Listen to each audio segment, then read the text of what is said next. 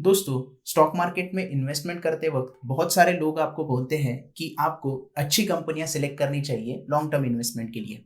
या फिर बहुत सारे लोग बोलते हैं कि आप ब्लू चिप स्टॉक्स में इन्वेस्ट करो ताकि आपकी जो इन्वेस्टमेंट है वो सेफ हो जाए और लॉन्ग टर्म के लिए आपको अच्छे रिटर्न्स मिले।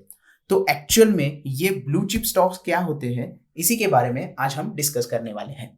ब्लू चिप स्टॉक क्या होता है दोस्तों? अगर कोई कंपनी बहुत सालों से एक अच्छा परफॉर्मेंस दे रही है, उसके बाद उसमें रेपुटेशन अच्छी है, उसकी फाइनेंशियल कंडीशन स्ट्रांग है, मतलब कंपनी फाइनेंशियली स्ट्रांग है, उसके जो ट्रैक रिकॉर्ड्स है फाइनेंशियल परफॉर्मेंस के या फिर जो भी डिविडेंड देने के लिए या फिर बोनस शेयर देने के लिए उसका जो ट्रैक रिकॉर्ड है अच्छा है, कंपनी का मैनेजमेंट बहुत अच्छा है, विजन कंपनी के काफ़ी अच्छे हैं। उसके बाद उसके जो परफॉर्मेंस है वो कंसिस्टेंट है, मतलब ऐसा नहीं है कि एक साल में अच्छा परफॉर्मेंस दिया फिर दूसरे साल में परफॉर्मेंस थोड़ा गड़बड़ हो गया, फिर तीसरे साल अच्छा परफॉर्मेंस दिया। एक ऐसी कंपनी जिसने पास्ट 5 से 7 सालों में एक अच्छा कंसिस्टेंट परफॉर्मेंस दिया है, प्रॉफिट उसका स्टेबल रहा है, अच्छा ग्रोथ रहा है कंपनी में, उस कंपनी को हम ब्लू चिप कंपनी कहते हैं और उस कंपनी के स्टॉक को ब्लू चिप स्टॉक कहा जाता है। अब जो भी ब्लू चिप कंपनीज रहती है या फिर ब्लू चिप स्टॉक रहती है उसका मार्केट कैपिटलाइजेशन बड़ा रहता है। नॉर्मली अगर माना जाए तो ब्लू चिप कंपनियों का जो मार्केट कैपिटलाइजेशन रहता है वो 20,000 करोड़ से ज्यादा रहता है। तो आपको ये देखना पड़ेगा कि मार्केट कैपिटलाइजेशन कौन सा है। उसके साथ साथ सिर्फ मार्केट कैपिटलाइजेशन देख के फायदा नहीं है दोस्तों, आपको ये सारी चीजें देखनी होगी कि उसका परफॉर्मेंस कैसा है, रेप्यूटेशन कैसी है, फाइनेंशियली कंपनी स्ट्रांग है या नहीं है, ट्रैक रिकॉर्ड और कंसिस्टेंसी परफॉर्मेंस पे है कि नहीं।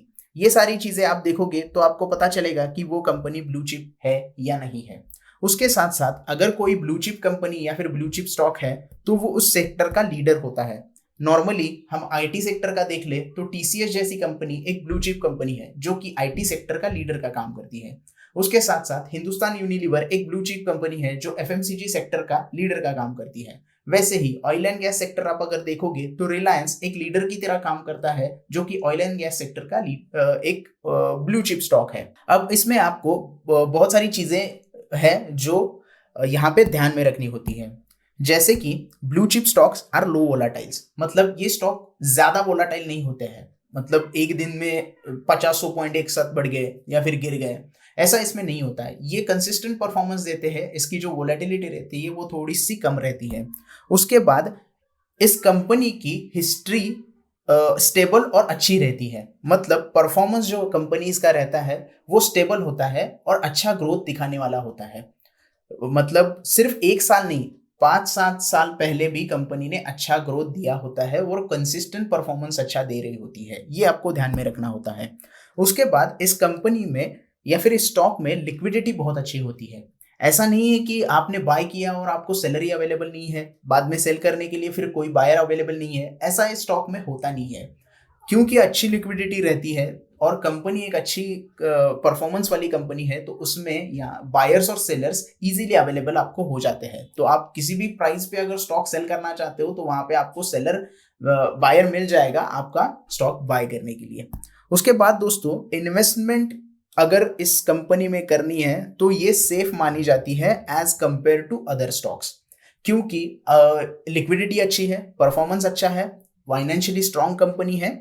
तो ये कंपनी लॉन्ग टर्म के लिए बहुत अच्छा रिटर्न आपको जनरेट करके दे सकती है।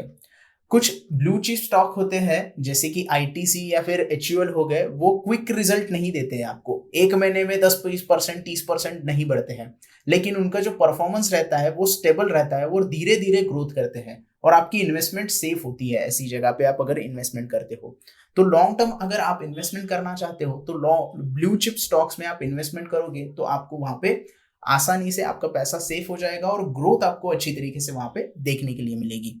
लेकिन यहाँ पे क्या होगा, अगर कोई कंपनी का परफॉर्मेंस गिर गया, मतलब परफॉर्मेंस अच्छा कंपनी नहीं दे पा रही है लास्ट 2-3 ईयर से, तो हो सकता है कि वो ब्लू चिप स्टॉक्स ना रहे और आगे फ्यूचर में जाके वो एक नॉर्मल स्टॉक बन जाए। तो ये भी चीजें आपको देखनी होती है कि कंपनी का जो परफॉर्मेंस है वो स्टेबल है कि नहीं।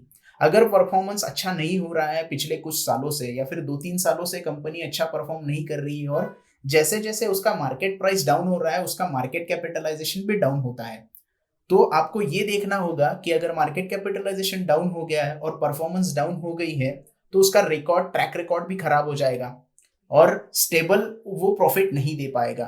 तो इस वजह से वो स्टॉक ब्लू चिप से नॉर्मल हो सकता है।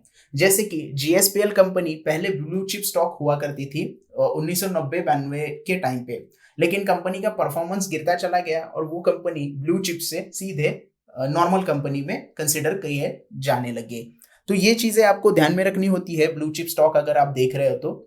आई होप आपको वीडियो अच्छे से समझ में आ गया होगा। वीडियो पसंद आया हो तो प्लीज लाइक कीजिएगा, दोस्तों के साथ शेयर कीजिएगा और हमारे चैनल को भी जरूर सब्सक्राइब कीजिएगा। धन्यवाद।